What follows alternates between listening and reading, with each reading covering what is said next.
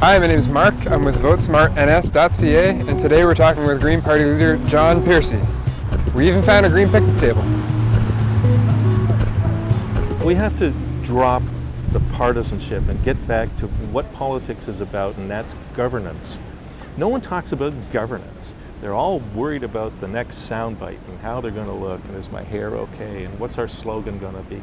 I want to talk about governance. I want to talk about how we get people back and involved in their day-to-day governance. I guess the first question I want to ask you is, why do you want to be Premier? Well, I guess the honest answer is that having a pretty fair idea of what's involved in being Premier, I'd have to be crazy to really want the job. That being said, I think I am a little crazy.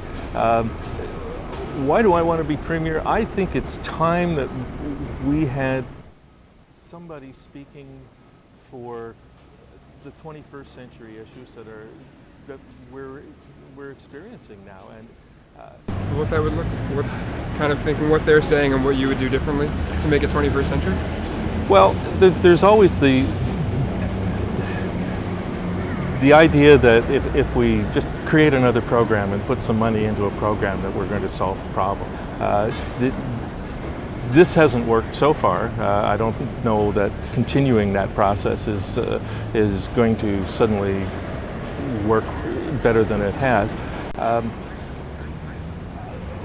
We never seem to get down to the actual root issues that are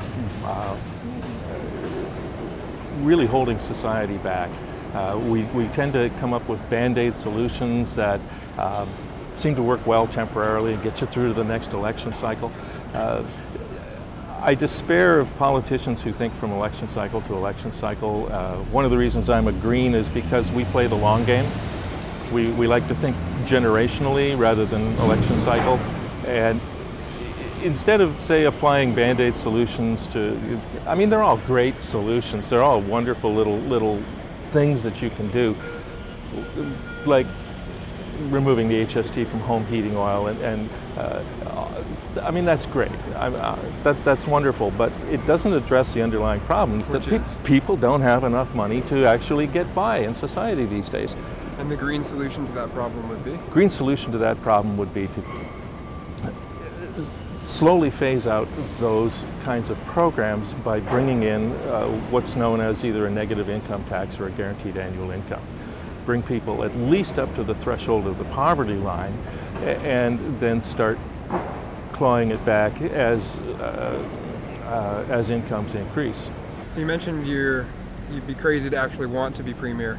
Obviously that's not the Green Party strategy in this election. What are you hoping to achieve over the next 2 weeks between now and election? We understand that we are not going to be the government, and our campaign is not designed to become the government. Our campaign, as in the previous campaigns, has been this is an opportunity for us to discuss the policies that we think are important to Nova Scotians, and have some discussion, some public discussion of the issues, rather than just sloganeering and, big pictures on buses rolling through your town and the like.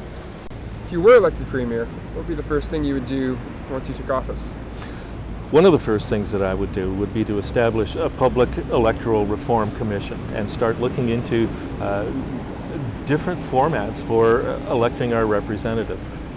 We are working with a 19th century system that was, even back in those days when there were only two parties, was poorly designed and poorly implemented. You were either a winner or a loser, and you were either represented or you weren't. And it's long past due that we look at how the rest of the world really does it. I mean, there's 3 countries left that have first past the post systems. It's really important that we re-engage the citizenry in democracy. It's going to kill us. It will be the death of us if we don't. It's that important. So to me, that's something that I would do, maybe not on day one. Day one I might be a little hungover. Day two I would probably implement something like that. So I'm 26. I have a lot of friends who are moving away because they either can't find jobs here or other factors are causing them to leave the province. What can you do, or what will you do as a Green in the legislature to make it easier for young people to stay? One of the things we have to consider, whether it's youth or whether it's anyone who wants to leave this province because of a lack of opportunity, is the fact that most of the opportunities now have been concentrated in Halifax, and we've been seeing a draining of rural resources into the center. We now have two economies in Nova Scotia. We have the Halifax economy, and we got the rest of Nova Scotia economy. The Halifax economy is actually not doing too bad. The rest of the province is suffering as a result of that.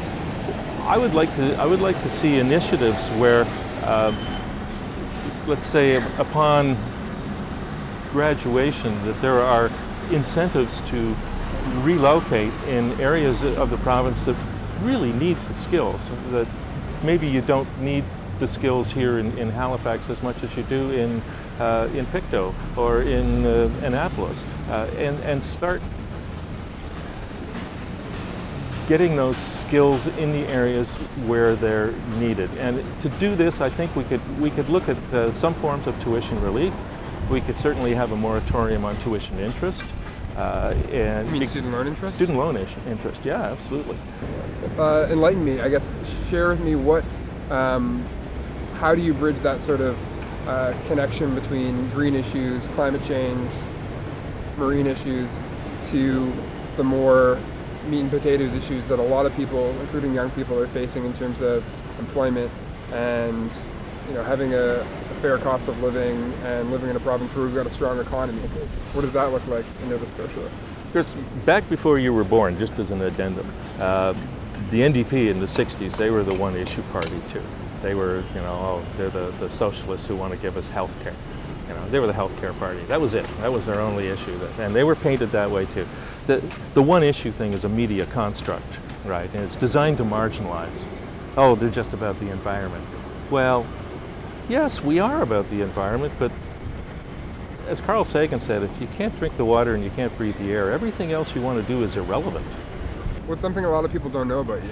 Well, I'm a competitive archer. I've won several tournaments in Eastern Canada. I make my own arrows, so I'm basically a Fletcher. That's the job. This has been fun. Yeah. Thanks for coming out. All right.